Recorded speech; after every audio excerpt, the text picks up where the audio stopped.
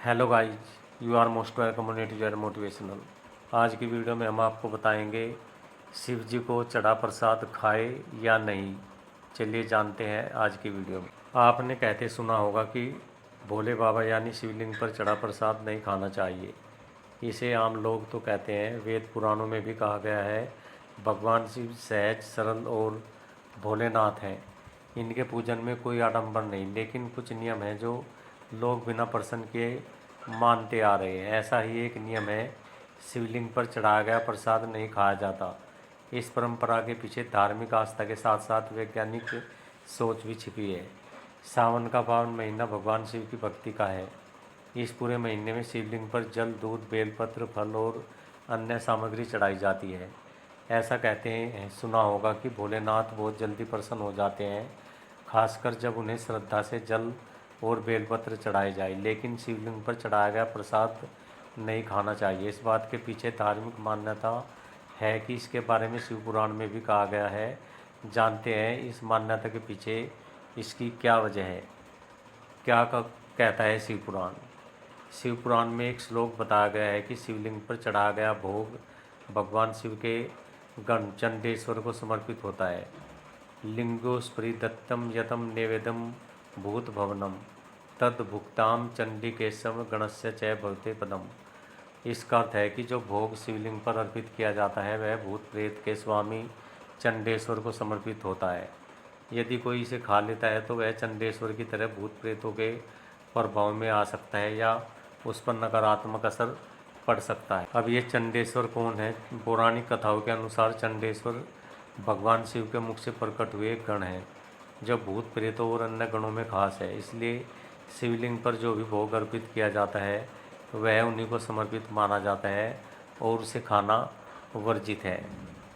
कुछ परिस्थितियाँ ऐसी होती है जहाँ प्रसाद ग्रहण करना दोषपूर्ण नहीं माना गया। यदि शिवलिंग धातु का बना हो, जैसे कांसा, तांबा या पारद या फिर पारे से बना हुआ, तो उस पर चढ़ाया गया भोग खाया जा सकता है। लेकिन यदि शिवलिंग पत्थर, मिट्टी या चीनी मिट्टी का बना हो तो उस पर चढ़े प्रसाद को नहीं खाना चाहिए। इस प्रसाद को जल में प्रवाहित कर देना चाहिए या पशुओं को खिला देना उचित होता है। यह धार्मिक दृष्टि से अधिक सही और पुण्य फलदायक होता है।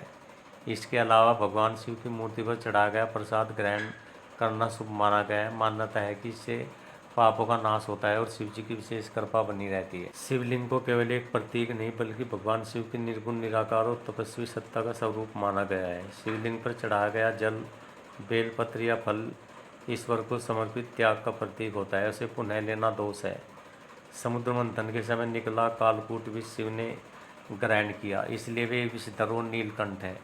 शिव पर चढ़े प्रसाद के रूप में हमारे सारे पाप, दोष, क्रोध और नकारात्मकता को सोख लेते हैं। ऐसे में जो चढ़ावे दिए गए वही पवित्र नहीं है बल्कि विषहरण की प्रक्रिया का हिस्सा बनता है। उसे ग्रहण करना अनुचित है। शिव जी को जल, दूध, दही, घी, शहद, बेलपत्र चढ़ाकर उनका अभिषेक किया जाता है। वह तपस्वी है, भोग के अधिकारी नहीं। ऐसे में उनका अर्पित पदार्थ पूजन के क्रिया तक सीमित रहता है, न कि प्रसाद वितरण तक। शिवलिंग पर चढ़ा प्रसाद आमतौर पर मंदिरों में भोग की नियत से नहीं बल्कि शुद्ध अर्पण की भावना से चढ़ाया जाता है। यदि भक्ति का निष्काम रूप है, शिवलिंग पर चढ़ा जल या फूल धार्मिक रूप से वापसी योग्य नहीं माना जाता। शिवलिंग पर प्रसाद नहीं खाने के कुछ वैज्ञानिक कारण भी हैं। शिवलिंग पर चढ़ाया गया जल या दूध जो चढ़ाया जाता है, वहाँ अनेक लोग एक ही शिवलिंग पर पूजा करते हैं, जिससे बैक्टीरिया और वायरस का संक्रमण हो सकता है। इसलिए इसे प्रसाद स्वरूप ग्रहण करना स्वास्थ्य के लिए उचित नहीं है। शिवलिंग पर अर्पित जल या दूध मंदिर की सतह, शिला या पूजा पत्रों से होकर बहता है, जिससे उसमें धूल, पसीना, फूलों के अवशेष, कीट आदि मिल जाते हैं। वैज्ञानिक रूप से देखा जाए तो यह तरल स्वच्छ सेवन के योग्य नहीं रहता। शिवलिंग ऊर्जा का केंद्र है। शिवलिंग पर जल या दूध अर्पण करने से वह ऊर्जा तरल माध्यम से प्रवाहित होती है। यह ऊर्जा शारीरिक स्पर्श या सेवन के लिए नहीं होती बल्कि केवल आध्यात्मिक लाभ के लिए होती है। शिवलिंग पर चढ़ा प्रसाद ईश्वर को पूर्ण समर्पण का प्रतीक माना गया है, जिसे वापस लेना उस भावना का अपमान है।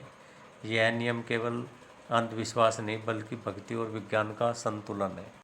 ओम नमः शिवाय। ओके गाइस, आई होप जानकारी आपको अच्छी लगी होगी। तो मिलते हैं नेक्स्ट वीडियो में। Till then okay, bye bye.